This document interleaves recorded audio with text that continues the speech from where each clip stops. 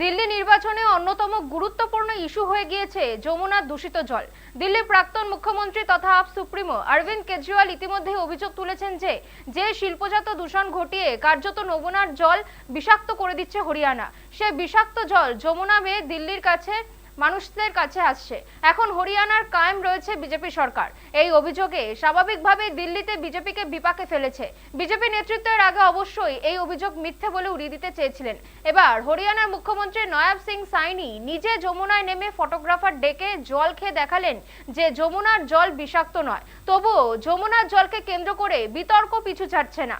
যমুনার জলকে কেন্দ্র করে এবার দিল্লি নির্বাচনে যা বিতর্ক হচ্ছে তা কৃষ্ণ প্রেমে মাতোয়ারা রাধা যমুনা জল আনতে যাওয়ার ঘটনার সময়ও এমন হয়তো হয়নি।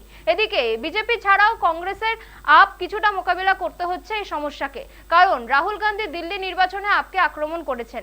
কংগ্রেসের সভাপতিও আপকে খোলাখুলি আক্রমণ করে বলেছেন বিজেপি ও আপ একই মুদ্রার এপিঠ আর ওপিঠ। সবকিছু মিলিয়ে টান টান উত্তেজনার মধ্যে আগামী 5ই ফেব্রুয়ারি দিল্লিতে বিধানসভা নির্বাচন হতে চলেছে।